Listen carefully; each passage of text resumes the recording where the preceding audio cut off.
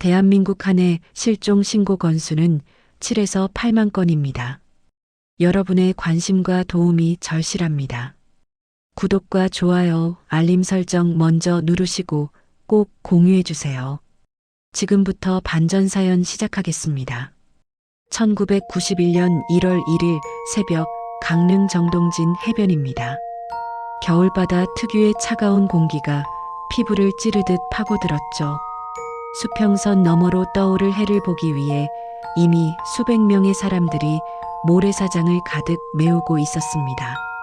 그 인파 속에서 조금 떨어진 곳, 두 사람이 천천히 걸었어요. 사진작가 한도윤, 32살. 목에 걸린 낡은 카메라가 걸음에 맞춰 흔들렸습니다. 그의 옆에는 연인 유해진이 있었죠. 29의 혜진은 검은색 패딩 주머니에 손을 깊숙이 넣은 채 바다를 바라보고 있었습니다. 도윤은 카메라를 만지작거렸어요. 필름을 한 장 남겨둔 상태였습니다. 마지막 한 컷, 그건 언제나 가장 중요한 순간을 위해 남겨두는 거였죠. 올해는 정말 달라질 것 같아. 혜진이 먼저 말을 꺼냈습니다. 목소리가 작게 떨렸어요. 도윤은 그 떨림을 알아챘죠. 그는 고개를 돌려 혜진을 바라봤습니다. 달라질 거야. 우리가 만들 거니까. 도윤의 대답은 확신에 차 있었어요.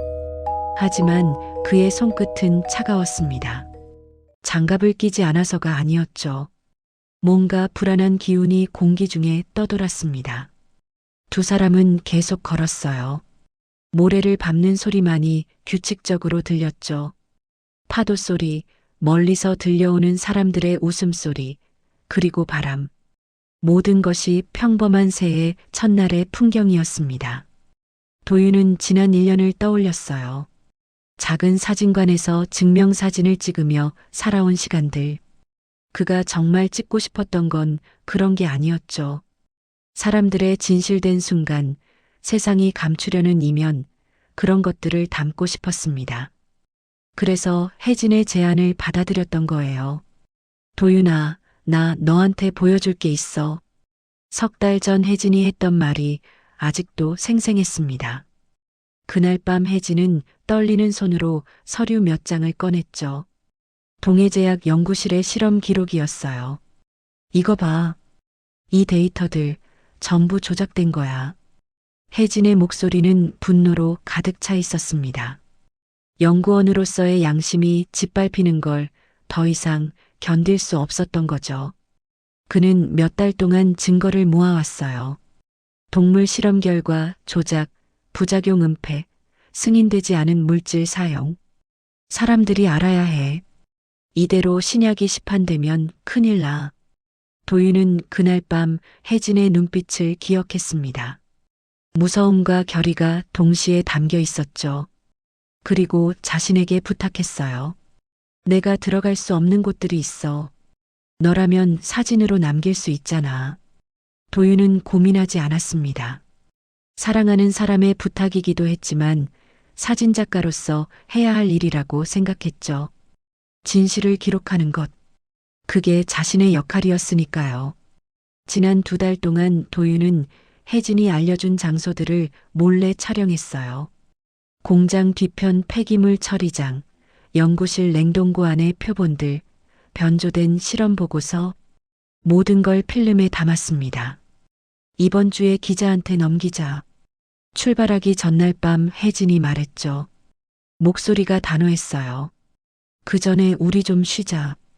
정동진 가서 해돋이 보고. 도윤이 제안했습니다.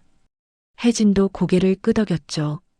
긴장의 연속이었던 지난 시간 동안 단 하루의 여유가 필요했어요. 그래서 이곳에 왔습니다.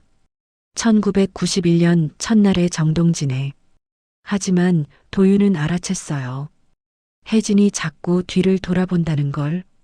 주차장에서부터 계속 누군가를 의식하는 것 같았죠. 도윤도 슬쩍 뒤를 봤습니다. 어둠 속에서 희미하게 보이는 사람들의 실루엣. 그 중에서 유독 움직임이 느린 한 명이 눈에 들어왔어요. 기분 탓이겠지. 도윤은 스스로를 다독였습니다. 너무 예민해진 거라고 생각했죠. 이번엔 꼭 전시회 열자. 혜진이 갑자기 말했어요. 도윤을 바라보며 억지로 미소를 지었습니다. 응, 올해는 꼭. 도윤도 대답했죠. 하지만 둘 다 알고 있었어요. 전시회 이야기가 아니라는 걸. 이 모든 게 끝나고 나서도 우리가 괜찮을 거냐는 질문이었습니다. 바람이 더 세게 불었어요. 혜진의 머리카락이 얼굴을 가렸죠. 도윤은 카메라를 들어 셔터를 눌렀습니다. 마지막 한 장. 바람에 흩날리는 혜진의 모습이 필름에 새겨졌어요. 그 순간 도윤은 느꼈습니다. 뒤에서 다가오는 발소리를, 모래를 밟는 소리가 점점 가까워졌죠. 한 명이 아니었어요. 두 명, 아니 세 명. 혜진도 느꼈습니다. 몸이 굳었죠. 도윤의 손을 꽉 잡았어요. 도윤아. 혜진의 목소리가 떨렸습니다. 돌아보고 싶었지만 무서웠죠. 이미 늦었다는 걸 본능적으로 알았어요. 같이 있어. 도윤이 속삭였습니다. 혜진의 손을 더 세게 잡았죠. 발소리가 멈췄어요. 바로 뒤에서 누군가의 숨소리가 들렸습니다. 그리고 낮고 차가운 목소리. 유해진 연구원. 혜진의 몸이 떨렸습니다. 그 목소리를 알았죠. 회사에서 들었던 목소리. 오창식 이사의 목소리였어요. 돌아보지 마. 도윤이 다시 속삭였어요. 하지만 이미 상황은 통제를 벗어났습니다. 가방 내놔. 지금 당장. 또 다른 목소리가 들렸죠. 더 거칠고 위협적이었어요. 혜진은 가방을 움켜쥐었습니다. 그 안에 모든 증거가 들어 있었죠. 필름들, 복사한 서류들, 녹음 테이프. 절대 넘겨줄 수 없었어요. 안 돼. 혜진이 작게 말했습니다. 도윤은 혜진을 자신의 뒤로 숨겼죠. 그리고 천천히 돌아봤어요. 어둠 속에서 세 사람의 얼굴이 보였습니다. 오창식, 그리고 두 명의 낯선 남자. 덩치가 큰 남자들이었죠. 그들의 눈빛은 차갑게 가라앉아 있었어요. 우리 조용히 해결합시다. 오창식이 말했습니다. 미소를 지었지만 눈은 웃지 않았죠. 해결이요? 도윤이 물었어요. 목소리를 침착하게 유지하려 애썼습니다. 자네들이 가진 것들 다 내놓으면 끝나는 일이야. 우리도 원치 않아. 이런 식으로 만나는 거. 오창식의 말투는 부드러웠어요. 하지만 협박이었죠. 도윤은 알았습니다. 여기서 넘겨주면 모든 게 끝난다는 걸. 증거도, 진실도, 그리고 아마 자신들의 목숨도. 안 돼요. 혜진이 뒤에서 말했습니다. 떨리는 목소리였지만 단호했죠. 혜진아. 도윤이 돌아봤어요. 혜진의 눈에 눈물이 고여 있었습니다. 하지만 흔들리지 않았죠. 이거 포기하면 다 끝나. 우리가 지금까지 한 게 다 무슨 의미야. 혜진의 말이 맞았습니다. 하지만 도윤은 혜진의 안전이 더 중요했어요. 그 순간 오창식이 손짓을 했습니다. 두 남자가 앞으로 나섰죠. 도윤은 혜진의 손을 놓지 않았어요. 뒤로 물러섰습니다. 뛰어. 도윤이 속삭였죠. 혜진과 함께 뒤로 돌아 달리기 시작했어요. 모래가 발목을 잡았습니다. 숨이 턱까지 차올랐죠. 뒤에서 발소리가 쫓아왔어요. 절벽 쪽으로 향했습니다. 다른 선택지가 없었죠. 어둠 속에서 바위들이 보였어요. 혜진이 비틀거렸습니다. 도윤이 붙잡았죠. 괜찮아, 조금만 더. 하지만 길이 끊겼어요. 절벽 끝이었습니다. 아래로는 파도가 거세게 부딪히는 소리만 들렸죠.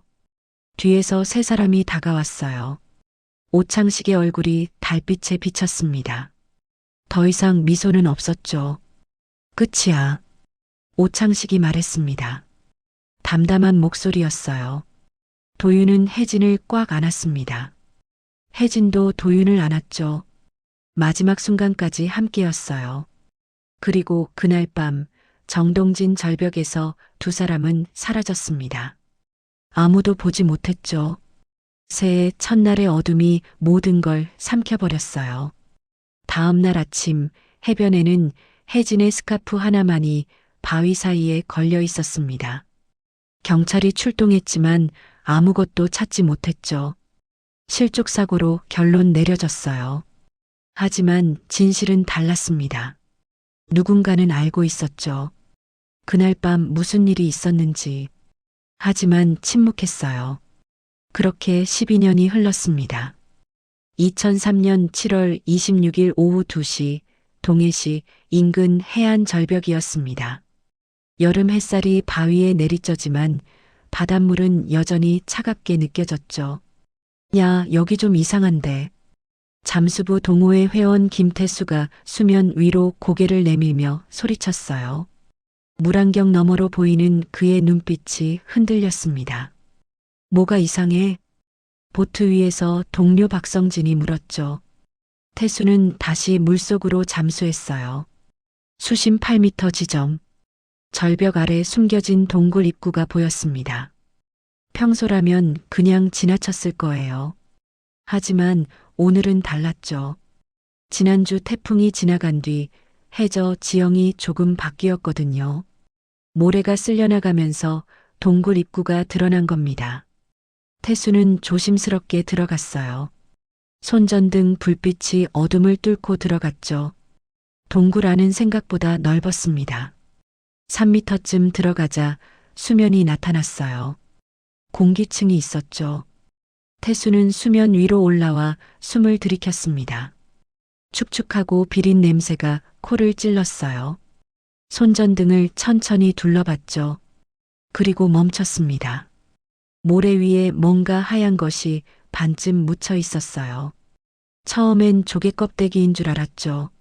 하지만 가까이 다가가자 심장이 쿵 내려앉았습니다. 두개골이었어요. 태수의 손이 떨렸습니다. 호흡기에서 나오는 공기 소리만 동굴 안에 울렸죠. 천천히 주변을 비췄어요. 두개골 옆에 녹슨 금속 덩어리가 있었습니다. 카메라였죠. 태수는 급히 수면 위로 올라갔어요. 성진에게 알려야 했습니다. 112에 신고해. 지금 당장. 보트로 돌아온 태수의 얼굴은 창백했어요. 성진은 태수의 표정만 봐도 알았죠. 심상치 않은 걸 발견했다는 걸. 경찰이 도착하기까지 1시간이 걸렸습니다. 그동안 태수는 보트 위에 앉아 계속 동굴 쪽을 바라봤어요. 저 안에 누가 있었을까? 어떻게 저기까지 들어간 걸까? 오후 4시 강릉경찰서 소속 정현우 형사가 도착했습니다. 45의 현우는 경력 20년의 베테랑이었죠. 회색빛 머리카락이 바람에 흩날렸어요. 여기가 발견 장소입니까? 현우가 물었습니다. 목소리는 낮고 침착했죠. 예, 저 절벽 아래 동굴 안입니다. 태수가 대답했어요. 아직도 떨리는 손을 주머니에 넣었습니다. 현우는 고개를 끄덕이고 잠수 장비를 점검했어요. 20년 형사 생활 동안 수없이 많은 현장을 봤지만 매번 긴장됐죠. 특히 물속은 더 그랬습니다. 같이 들어가시죠. 현우가 태수에게 말했어요. 태수는 내키지 않았지만 고개를 끄덕였습니다. 두 사람은 물속으로 잠수했죠. 햇빛이 닿지 않는 깊이로 내려갔어요. 현우는 손전등을 켜고 태수를 따라갔습니다. 동굴 입구가 보였어요. 생각보다 좁았죠. 현우는 몸을 낮춰 들어갔습니다. 어둠이 사방을 감쌌어요. 수면 위로 올라오자 태수가 손전등으로 모래사장을 비췄습니다. 현우도 불빛을 그쪽으로 향했죠. 두개골이 보였어요. 현우는 천천히 다가갔습니다. 20년 경력이 무색하게 가슴이 두근거렸죠. 무릎을 꿇고 자세히 살폈어요. 두개골 왼쪽 측두부에 함몰 흔적이 있었습니다. 둔기에 의한 손상이 분명했죠. 현우의 눈빛이 날카로워졌어요. 단순 익사가 아니었습니다. 주변을 더 살폈어요. 카메라, 그리고 금빛 열쇠고리. 열쇠고리에는 이니셜이 새겨져 있었죠. HDY. 현우는 비닐 장갑을 끼고 조심스럽게 유류품들을 회수했습니다. 카메라를 들어 올렸을 때 무게감이 느껴졌어요. 오래됐지만 견고하게 만들어진 기계였죠. 그때 모래 속에서 뭔가 더 보였습니다. 갈색 가죽 표지. 현우는 손을 뻗었어요. 방수 비닐로 쌓인 수첩 한 권이었습니다. 증거물 확보했습니다. 현우가 무전기에 대고 말했죠. 목소리가 약간 떨렸어요. 이건 단순한 사건이 아니라는 직감이 들었습니다. 육지로 돌아온 현우는 즉시 국립과학수사연구원에 연락했어요. 유류품들을 조심스럽게 포장했죠. 두개골, 카메라, 열쇠고리, 그리고 수첩. 빨리 결과 부탁드립니다. 현우가 국과수 직원에게 말했어요. 직원은 고개를 끄덕이며 샘플들을 받았습니다. 그날 밤 현우는 사무실에 혼자 남아 있었어요. 컴퓨터 화면 불빛만이 어둠 속을 밝혔죠. 실종자 데이터베이스를 뒤지기 시작했습니다. 동해안 지역 1990년대 미해결 실종 사건. 여러 건이 나왔어요. 하지만 현우의 눈은 한 사건에서 멈췄습니다. 1991년 1월 1일 정동진 관광객 실종 사건. 한도윤 32세, 유해진 29세. 현우는 화면을 확대했죠. 한도윤의 사진이 나타났어요. 젊은 남자였습니다. 카메라를 목에 걸고 환하게 웃고 있었죠. 이니셜 HDY. 한도윤. 현우의 가슴이 두근거렸어요. 12년 전 사건. 그때 자신은 막 형사가 됐을 때였죠. 이 사건 소식을 들었던 기억이 났습니다. 당시 담당 형사들이 실족사고로 결론지었어요. 증거 불충분. 시신도 발견되지 않았죠. 그렇게 미제로 남았습니다. 현우는 파일을 열어 당시 조서를 읽었어요. 목격자 진술, 현장 사진, 수사 기록. 모든 걸 꼼꼼히 살폈죠. 뭔가 이상해. 현우가 혼잣말을 했습니다. 당시 수사가 너무 허술했어요. 제대로 된 탐문 수사도 없었죠. 절벽 아래 수색도 형식적이었습니다. 왜 그랬을까?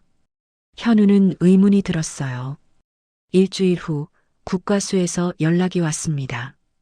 현우는 전화를 받자마자 서류를 펼쳤죠. DNA 감정 결과 나왔습니다. 두개골 주인은 한도윤 씨가 확실합니다. 담당자의 목소리가 들렸어요. 현우는 펜을 꽉 쥐었죠. 사인은요? 두개골 좌측 측두부 골절. 둔기에 의한 타격으로 추정됩니다. 사망 시점은 12년에서 13년 전으로 보입니다. 타살이었어요. 현우의 직감이 맞았죠. 카메라 안에 필름도 있었습니다. 상태가 좋지 않지만 현상 가능할 것 같습니다. 바로 현상해 주세요. 현우가 말했어요. 목소리에 긴박함이 묻어났죠. 전화를 끊고 현우는 수첩을 다시 펼쳤습니다. 방수 비닐 덕분에 내용물은 온전했어요. 하지만 글씨 대부분이 번져서 읽기 어려웠죠. 그래도 몇 가지는 알아볼 수 있었습니다. 날짜들, 숫자들, 그리고 반복되는 코드. YJ-3, 1990.09, 12 실패. YJ-4, 1990.10, 3 부작용. YJ-5, 1990.11, 15 보류. 현우는 고개를 갸우뚱했어요. YJ가 뭘까? 그리고 이 숫자들은 뭘 의미하는 걸까? 유해진. 갑자기 떠올랐습니다. 한도윤과 함께 실종된 여자. 이니셜이 YJ였죠. 현우는 유해진의 신상 정보를 다시 찾았어요. 직업란에 적힌 내용을 봤습니다. 동해제약연구원.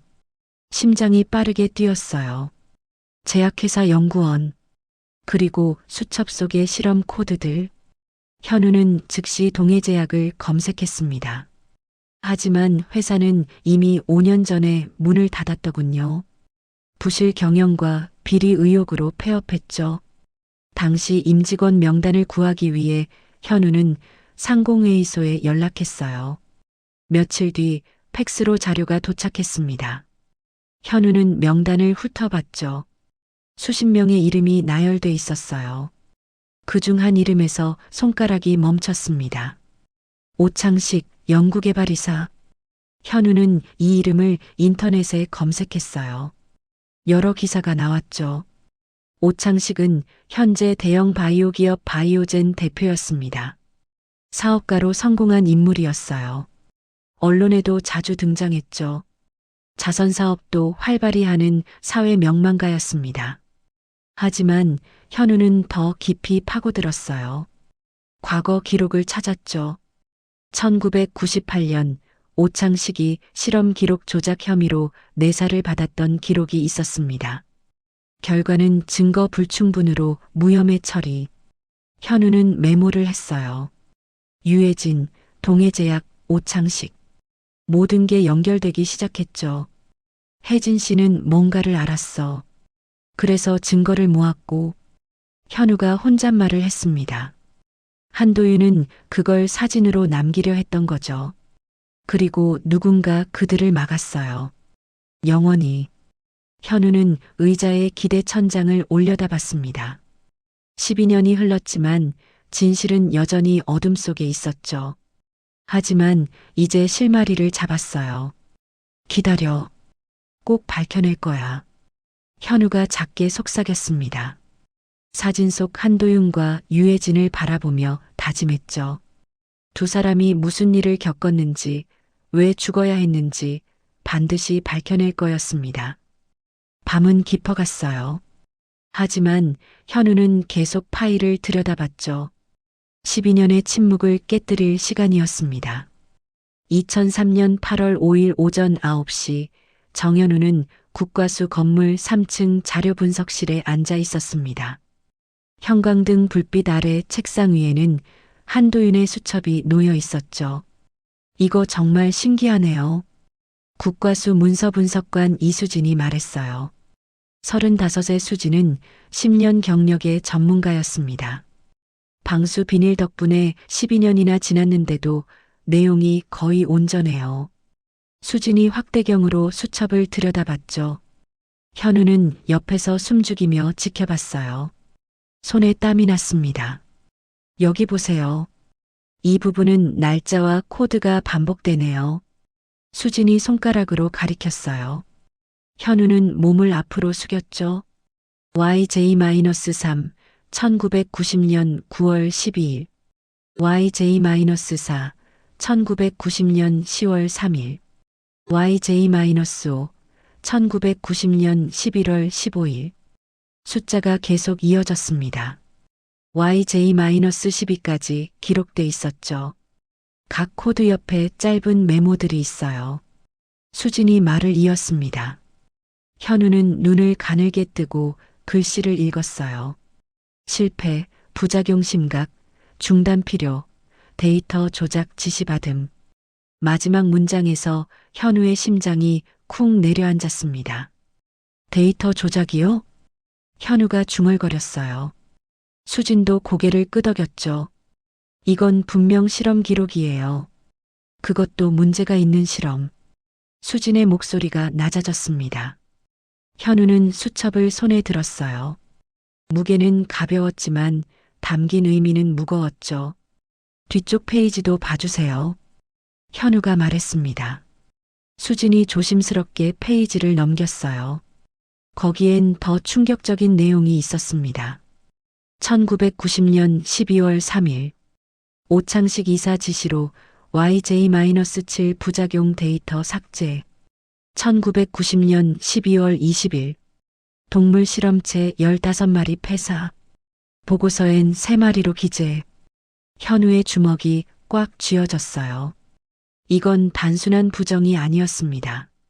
조직적인 은폐였죠. YJ가 뭘까요? 수진이 물었어요. 현우는 잠시 생각했습니다. 유해진, 실종자 중 한 명이에요. 아, 그분 이름 이니셜이군요. 수진이 고개를 끄덕였죠. 그럼 이 실험 코드들은 유해진 씨가 참여한 프로젝트일 가능성이 높네요. 현우는 수첩을 다시 펼쳤습니다. 마지막 페이지를 봤죠. 거기엔 큼지막하게 한 문장이 적혀 있었어요. 1991년 1월 2일 모든 증거 언론에 제보 예정. 1월 2일. 하지만 한도윤과 유해진은 1월 1일에 사라졌습니다. 하루 전이네요. 수진이 말했어요. 현우는 고개를 끄덕였죠. 증거를 제보하려던 전날 밤 두 사람은 제거당한 거예요. 현우의 목소리가 떨렸습니다. 분노가 치밀어 올랐죠. 국과수를 나온 현우는 곧바로 차에 올랐어요. 시동을 걸고 강릉경찰서로 향했습니다.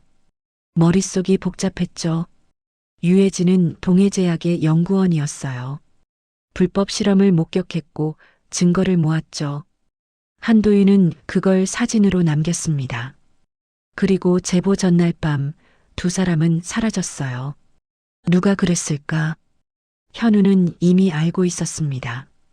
오창식? 수첩 속에 이름이 명확히 나와 있었죠. 경찰서에 도착한 현우는 곧바로 자료실로 갔어요. 동해제약 관련 자료를 모두 꺼냈습니다. 1998년 내사 기록이 있었죠. 오창식이 실험 데이터를 조작했다는 제보가 있었어요. 하지만 조사는 흐지부지 끝났습니다. 왜 제대로 조사 안 한 거야? 현우가 중얼거렸어요. 파일을 넘기다 한 문서에서 멈췄죠. 수사 중단 지시, 상부 지시에 따름, 상부 지시. 현우는 이를 악물었습니다. 누군가 사건을 덮으려 했던 거죠. 현우는 컴퓨터를 켜고 오창식을 다시 검색했어요. 현재 바이오젠 대표, 업계에서 성공한 인물, 자선사업가로도 유명했죠. 하지만 과거를 파헤치자 다른 얼굴이 보였습니다. 1991년 동해제약 연구이사였던 오창식은 신약 개발 프로젝트를 총괄했어요. YJ 프로젝트, 신경계 질환 치료제 개발이었죠. 프로젝트는 막대한 투자를 받았습니다. 성공하면 회사가 업계 1위로 올라설 거였어요. 오창식에겐 출세의 기회였죠. 하지만 실험은 계속 실패했습니다. 부작용이 심각했어요. 동물들이 폐사했죠. 제대로 보고하면 프로젝트는 중단될 거였습니다. 그래서 오창식은 데이터를 조작했어요. 부작용을 축소하고 성공률을 부풀렸죠. 유해진은 그걸 알았습니다. 양심이 있는 사람이었구나. 현우가 혼잣말을 했어요. 유해진의 사진을 바라봤죠. 맑은 눈빛의 젊은 여성이었습니다. 연구원으로서 진실을 밝히고 싶었던 거예요. 사람들이 위험한 약을 먹게 될 수 없었죠. 그래서 내부 고발을 결심했습니다. 하지만 오창식이 알아챘어요. 그리고 막았죠. 현우는 책상을 탁 쳤습니다. 손바닥이 얼얼했어요. 증거가 필요해. 혼잣말이 나왔습니다. 수천만으론 부족했어요. 12년 전 일을 입증하려면 더 확실한 증거가 필요했죠. 그때 전화벨이 울렸습니다. 국과수였어요. 형사님, 필름 현상 끝났습니다. 담당자의 목소리가 들렸죠. 현우는 벌떡 일어났어요. 지금 갑니다. 전화를 끊고 현우는 재킷을 집어들었습니다. 차 키를 움켜쥐고 밖으로 나갔죠. 국과수까지 2시간이 걸렸어요. 현우는 속도 제한을 지키며 최대한 빨리 달렸습니다. 손에 땀이 계속 났죠. 오후 3시 현우는 다시 국과수 건물에 들어섰어요. 사진 분석실로 갔습니다. 여기 있습니다. 담당자가 책상 위에 사진들을 펼쳐놨어요. 총 24장이었죠. 현우는 천천히 사진들을 봤습니다. 처음 몇 장은 풍경 사진이었어요. 바다, 산, 일상적인 모습들. 하지만 중간부터 달라졌죠. 공장 건물 사진이 나왔습니다. 동해제약 로고가 보였어요. 그 다음은 내부 사진들이었죠. 연구실, 실험 장비, 그리고 동물 실험실. 현우의 눈이 커졌습니다. 사진 속 케이지 안에 죽은 쥐들이 보였어요. 10여 마리가 넘었죠. 이건 증거야. 현우가 중얼거렸어요. 한도윤이 찍은 증거 사진들이었습니다. 다음 사진은 서류였어요. 확대해서 찍었죠. 글씨가 선명하게 보였습니다. YJ-7 프로젝트 실험 보고서. 실험체 15마리 중 12마리 폐사. 하지만 그 아래 손으로 쓴 메모가 있었어요. 보고서 제출 시 3마리로 수정할 것. 오창식 지시. 현우의 심장이 빠르게 뛰었습니다. 결정적 증거였죠. 마지막 사진을 봤어요. 그건 사람 사진이었습니다. 밤거리였어요. 한 남자가 검은 가방을 들고 걷고 있었죠. 얼굴이 선명하게 나왔습니다. 오창식이었어요. 현우는 사진을 집어들고 자세히 봤습니다. 배경을 확인했죠. 동해제약 뒷문이었어요. 시간은 밤 11시쯤으로 보였습니다. 뭘 가지고 나가는 거지? 현우가 물었어요. 담당자가 대답했죠. 아마 중요한 서류나 샘플이 아닐까요? 몰래 가지고 나가는 것처럼 보이는데요. 현우는 고개를 끄덕였습니다. 한도윤이 오창식을 미행했던 거죠. 증거를 더 확보하기 위해. 그리고 들킨 겁니다. 현우는 사진들을 다시 펼쳐봤어요. 순서대로 나열했죠. 이야기가 보였습니다. 유해진이 내부 정보를 줬어요. 한도윤이 사진을 찍었죠. 실험실, 서류, 오창식의 움직임, 모든 걸 기록. 그리고 1991년 1월 1일 정동진에서 마지막 밤을 보내려 했어요. 다음 날 모든 걸 언론에 넘길 계획이었죠. 하지만 오창식이 먼저 움직였습니다. 현우는 사진을 증거봉투에 넣었어요. 손이 떨렸죠. 12년 만에 진실이 드러나기 시작했습니다. 경찰서로 돌아온 현우는 팀장에게 보고했어요. 팀장은 자료들을 보더니 심각한 표정을 지었죠. 오창식을 조사해야겠어. 팀장이 말했습니다. 현우는 고개를 끄덕였어요. 하지만 조심해. 지금은 거물이야. 함부로 건드렸다간 우리가 곤란해질 수 있어. 팀장의 경고였죠. 현우는 알고 있었습니다. 오창식은 이제 권력자였어요. 쉽게 무너뜨릴 수 없었죠. 하지만 포기할 수 없었습니다. 증거가 있습니다. 충분해요. 현우가 말했어요. 목소리에 확신이 담겼죠. 그날 밤 현우는 집에 가지 않았습니다. 사무실에서 밤을 샜어요. 오창식의 모든 것을 조사했죠. 현재 주소, 회사 위치, 동선, 인맥, 모든 정보를 모았습니다. 그리고 한 가지 발견했어요. 오창식의 별장, 강원도 산속에 있었죠. 1995년에 구입한 곳이었습니다. 왜 별장을 샀을까? 현우는 의문이 들었어요. 오창식은 서울에 살았습니다. 굳이 강원도에 별장을 가질 이유가 없었죠. 혹시 현우의 머릿속에 생각이 스쳤어요. 무언가를 숨기기 위해서가 아닐까. 다음 날 아침 현우는 팀원 둘을 데리고 오창식의 별장으로 향했습니다. 수색 영장을 받았죠. 팀장이 어렵게 허가를 받아줬어요. 별장은 외딴 산속에 있었습니다. 접근하기 어려운 곳이었죠. 현우는 차에서 내려 주변을 살폈어요. 조용했습니다. 새소리만 들렸죠. 들어가죠. 현우가 말했어요. 세 사람은 별장 문을 열고 들어갔습니다. 내부는 깨끗했어요. 하지만 사람 사는 흔적은 별로 없었죠. 가끔 들르는 정도로 보였습니다. 현우는 방들을 하나씩 수색했어요. 거실, 침실, 주방. 특별한 건 없었죠. 그때 팀원 하나가 소리쳤습니다. 형사님, 여기요. 현우는 뒤편 창고로 갔어요. 팀원이 바닥을 가리키고 있었죠. 이 부분 소리가 다릅니다. 팀원이 발로 바닥을 두드렸어요. 둔탁한 소리가 났죠. 속이 빈 것 같았습니다. 현우는 무릎을 꿇고 바닥을 만져봤어요. 나무 판자가 살짝 들려 있었죠. 들어 올려봐. 현우가 지시했습니다. 세 사람이 힘을 합쳐 판자를 들어 올렸어요. 아래 공간이 나타났습니다. 작은 상자 하나가 놓여 있었죠. 현우는 장갑을 끼고 상자를 꺼냈어요. 열어봤습니다. 안에는 목걸이 조각이 들어 있었어요. 금빛 체인에 작은 펜던트. 펜던트에 글자가 새겨져 있었죠. 끝까지 진실을 지킬게.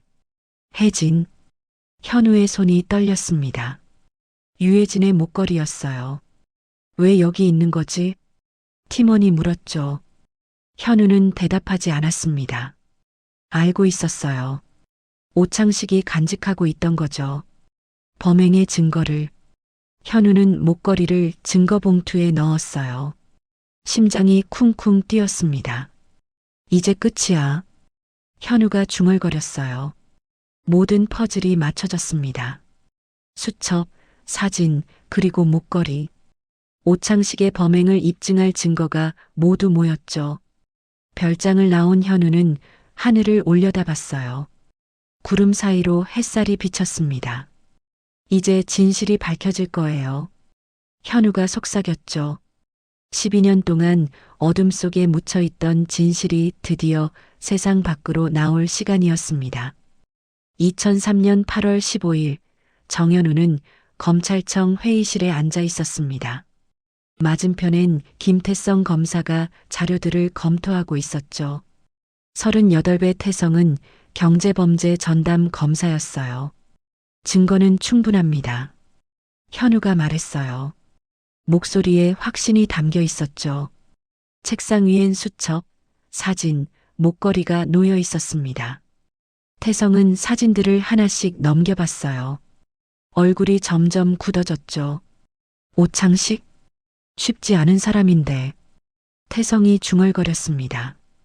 현우는 알고 있었어요.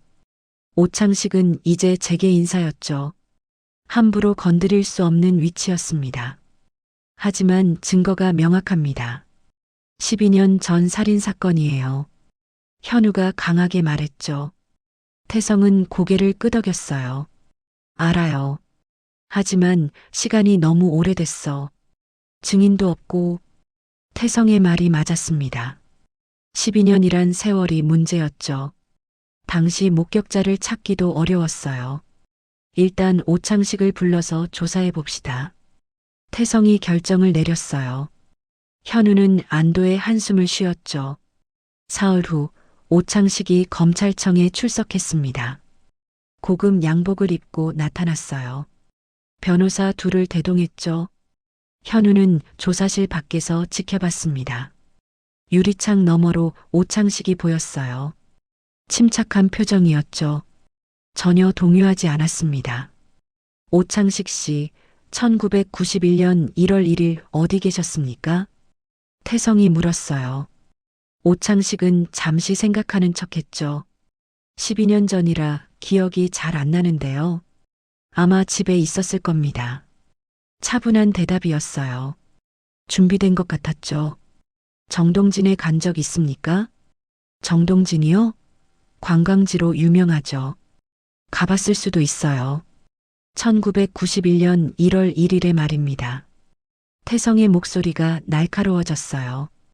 오창식은 여전히 침착했죠. 그날은 아닌 것 같은데요.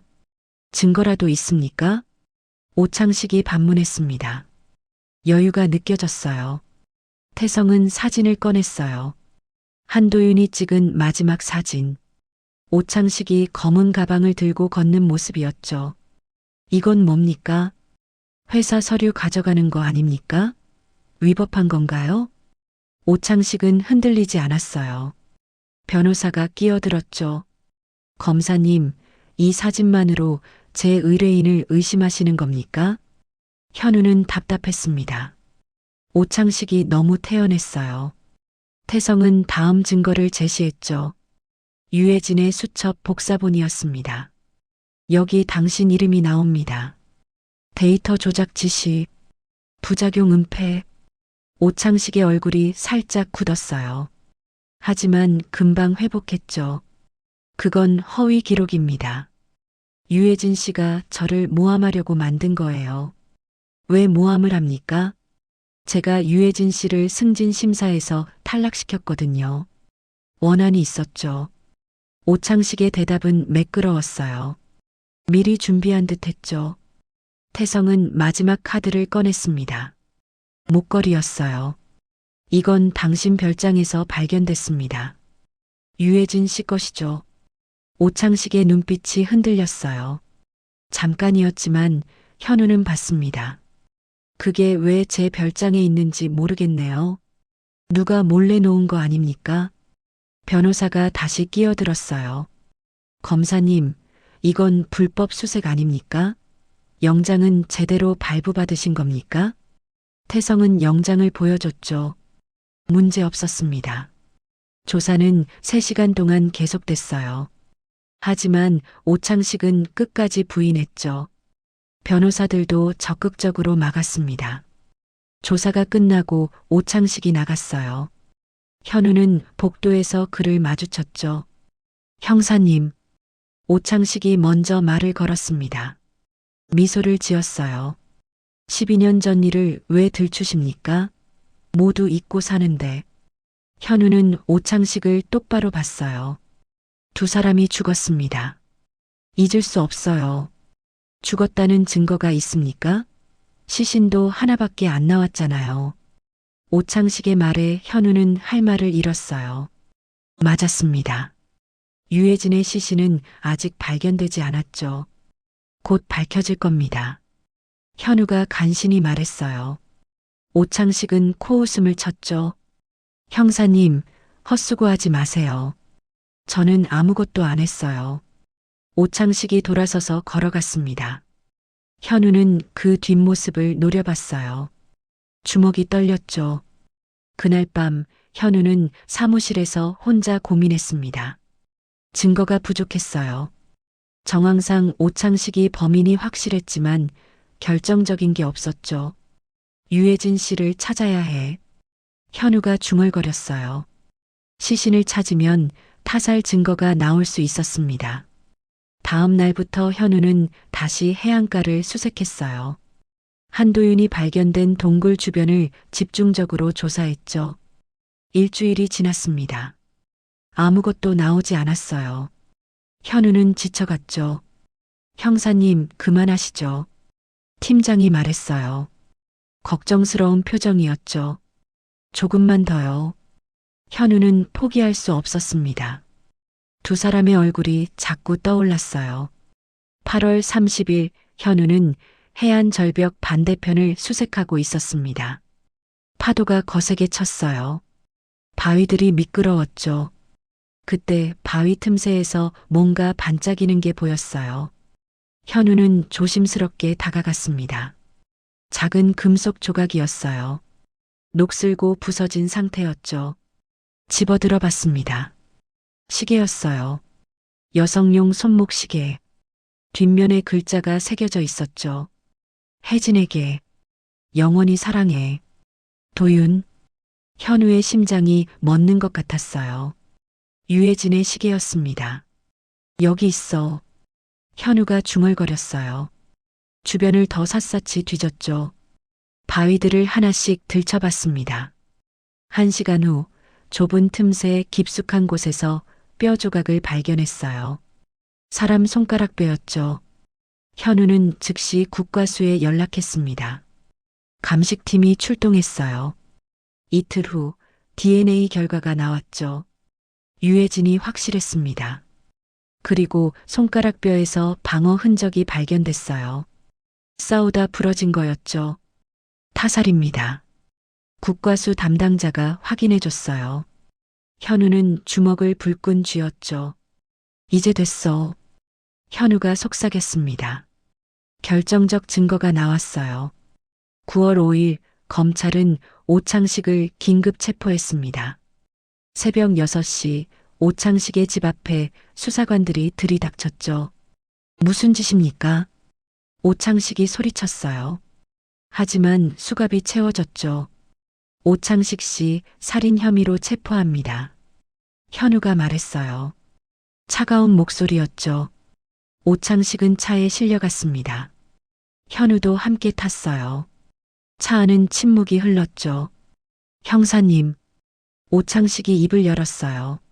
목소리가 떨렸습니다. 어차피 밝혀질 거면 말하세요. 왜 그랬습니까?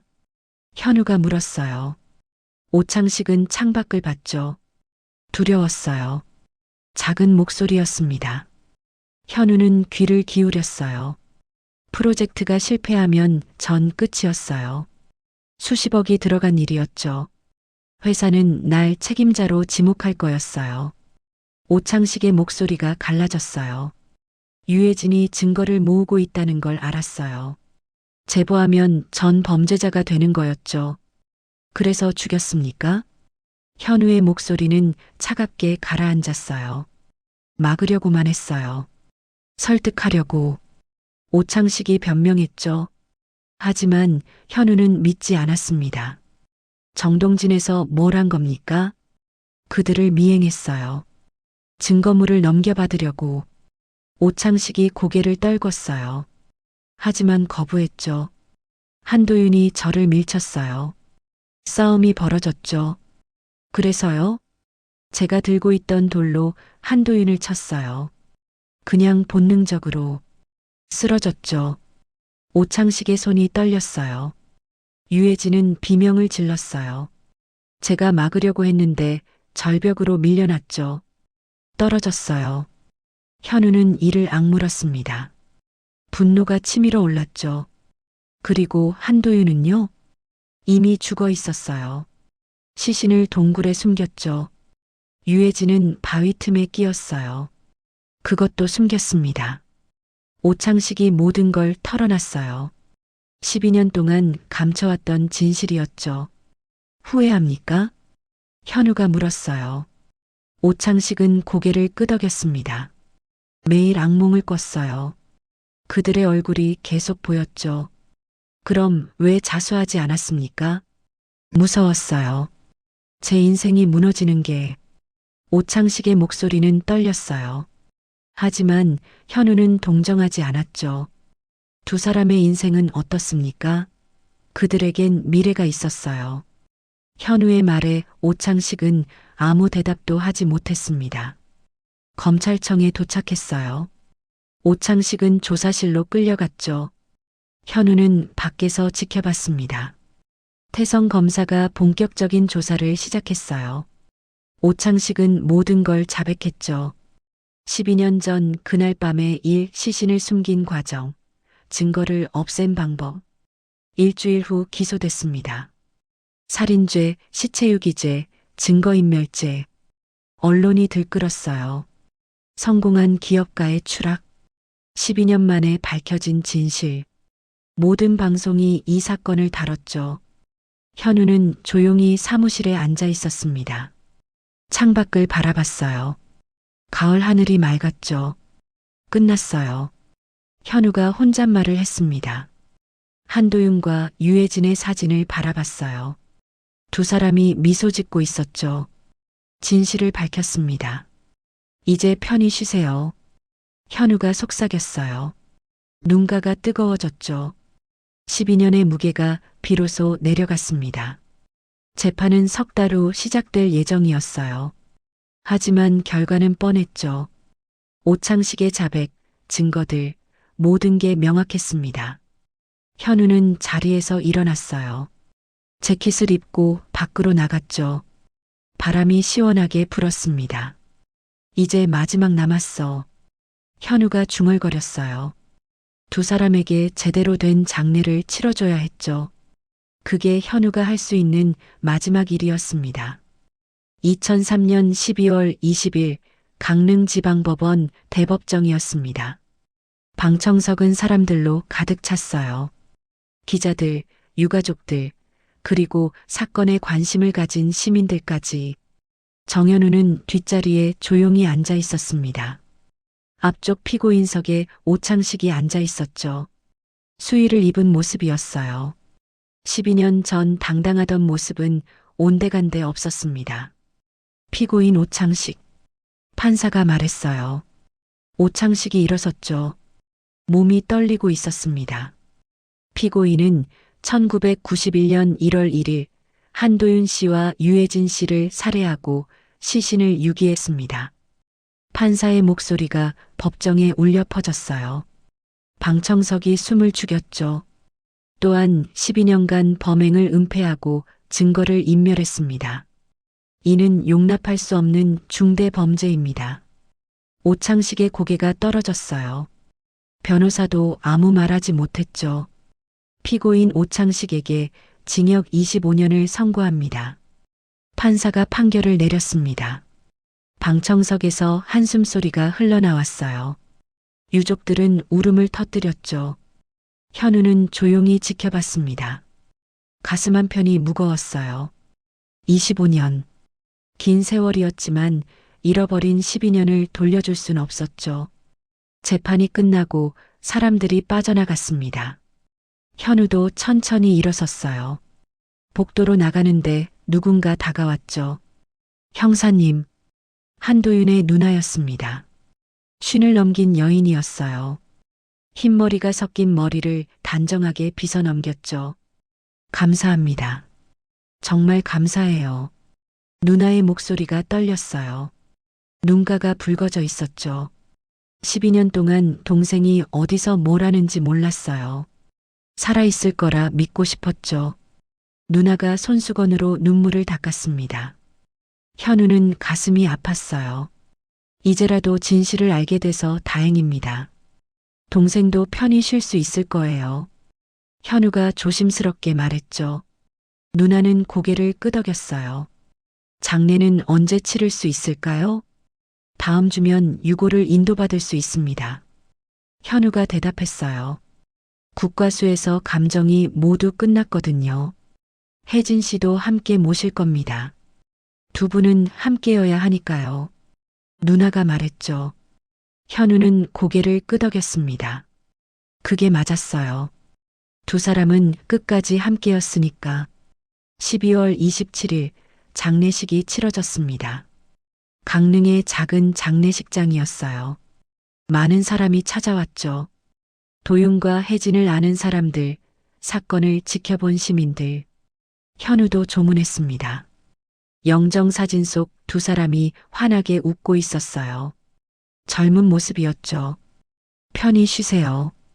현우가 절을 올렸어요. 가슴이 먹먹했습니다. 장례를 마치고 유골은 정동진 인근 공원묘지에 안장됐어요. 바다가 보이는 곳이었죠. 두 사람이 마지막으로 함께 걸었던 그곳 근처였습니다. 여기가 좋겠어요. 누나가 말했어요. 혜진의 어머니도 고개를 끄덕였죠. 두 아이가 바다를 좋아했으니까. 어머니의 목소리가 떨렸습니다. 머리카락이 새하얗게 새어 있었어요. 묘비가 세워졌어요. 두 개의 이름이 나란히 새겨졌죠. 사진작가 한도윤, 1959-1991, 연구원 유해진, 1962-1991, 그리고 아래 작은 글씨로 문구가 새겨졌습니다. 진실을 지키다 떠난 두 영혼, 영원히 기억하겠습니다. 현우는 묘비 앞에 서서 한참 동안 바라봤어요. 바람이 차갑게 불었죠. 겨울바다의 파도 소리가 들렸습니다. 형사님, 뒤에서 태성 검사가 다가왔어요. 현우는 돌아봤죠. 수고 많으셨습니다. 형사님 아니었으면 이 사건 영원히 묻힐 뻔했어요. 태성이 말했습니다. 현우는 고개를 저었어요. 제 일을 했을 뿐입니다.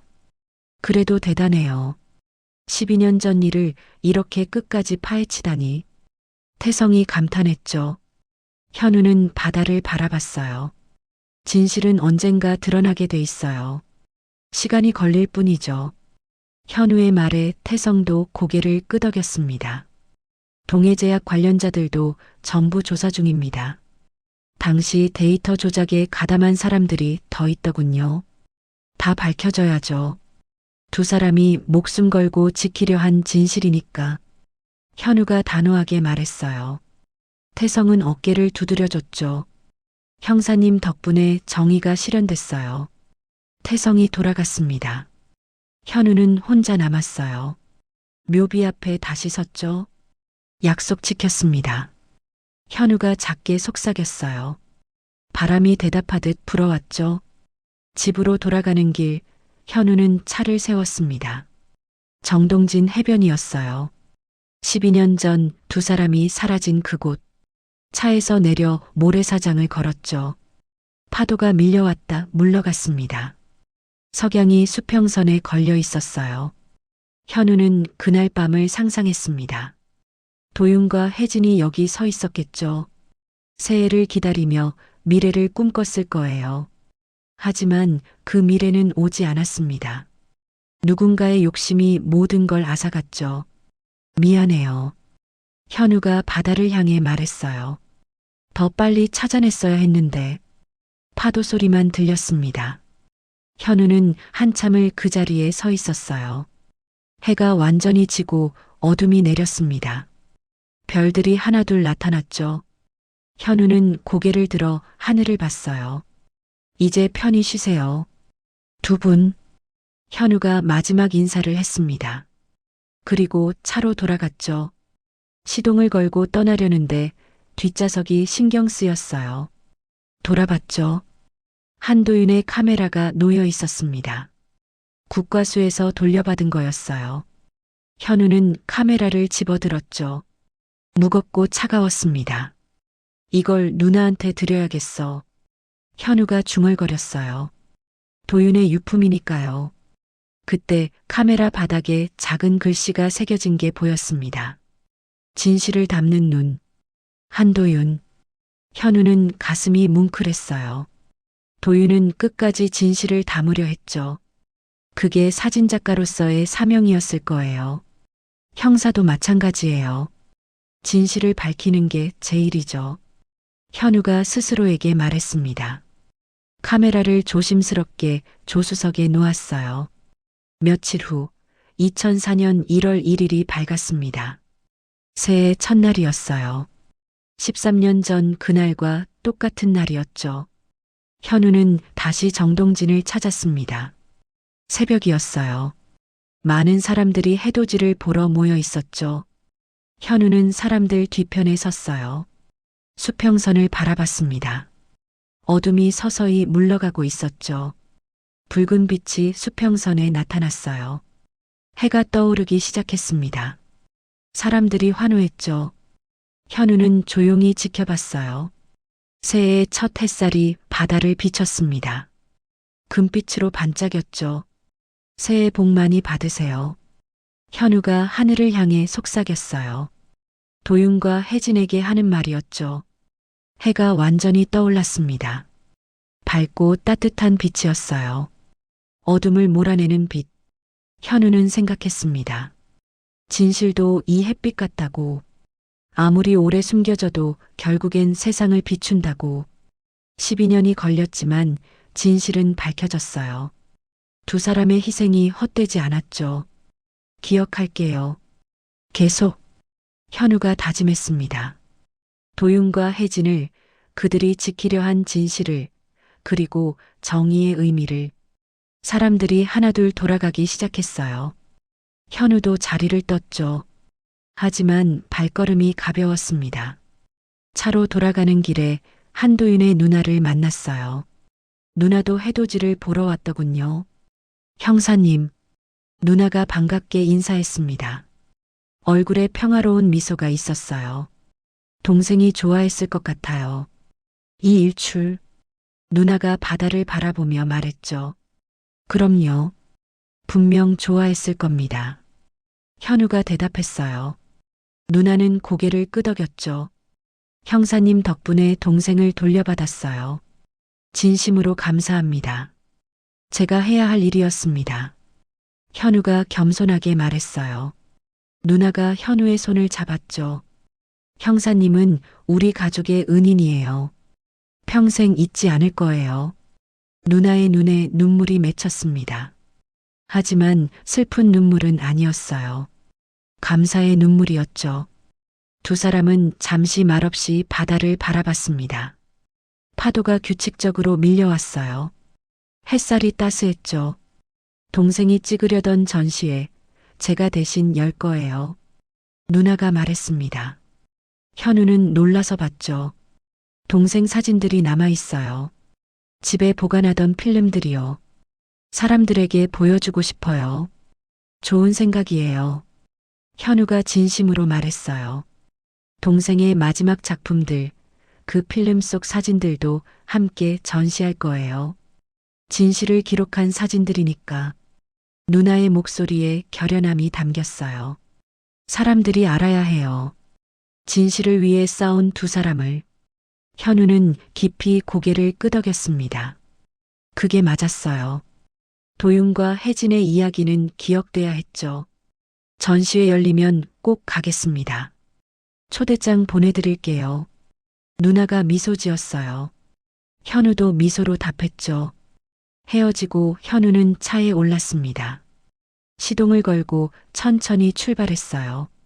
백미러로 정동진 해변이 멀어져 갔죠. 라디오를 켰습니다. 새해 첫날 아침 방송이 나왔어요. 2004년 새해가 밝았습니다. 여러분 모두 새해 복 많이 받으세요. DJ의 밝은 목소리가 흘러나왔어요. 현우는 작게 웃었죠. 복 많이 받으세요. 저도. 현우가 혼잣말을 했습니다. 그리고 계속 운전했어요. 하늘은 점점 밝아졌습니다. 구름 한 점 없는 맑은 하늘이었죠.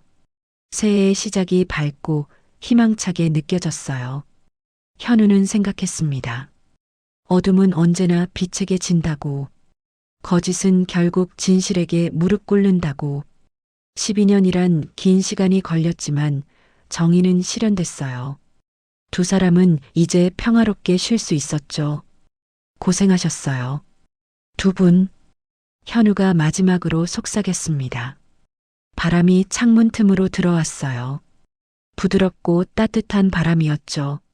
마치 누군가의 속삭임 같았습니다. 고마워요. 현우는 그 소리를 들은 것 같았어요. 도윤과 혜진의 목소리 같았죠. 가슴이 뜨거워졌습니다. 하지만 행복한 뜨거움이었어요. 천만에요.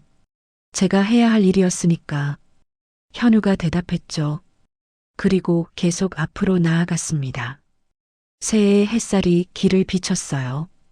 밝고 따뜻하게. 어둠을 몰아내고 희망을 가져다주는 그 빛처럼. 진실도 그렇게 세상을 비춥니다. 언제나.